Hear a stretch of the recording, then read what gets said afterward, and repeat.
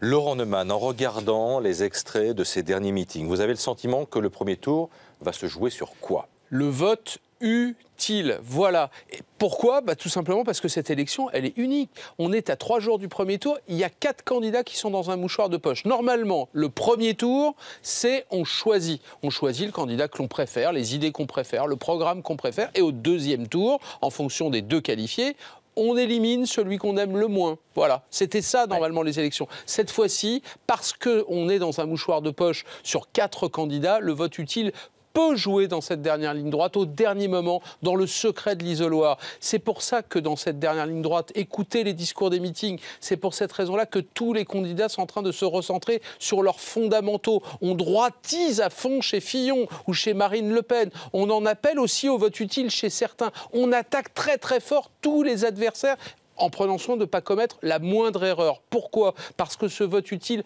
peut faire basculer dans un sens ou dans un autre. On écoutait Nicolas Dupont-Aignan il y a un instant. Ça n'est pas la même chose pour François Fillon s'il fait 4 ou s'il fait 2. Il peut récupérer les 2 points qui lui manquent pour franchir le cap du deuxième tour. Mais même chose pour Marine Le Pen. S'il y a trop d'électeurs qui fuient chez Dupont-Aignan ou chez Asselineau, très peu, un demi-point, ça peut suffire à l'empêcher d'être en tête au premier tour, voire même de se qualifier. Donc tout le monde appelle au vote utile, évidemment. C'est ce que vient de faire François Fillon ce matin dans le Figaro en disant attention, voter Le Pen, c'est voter Macron. C'est une façon d'en appeler au vote utile de la droite.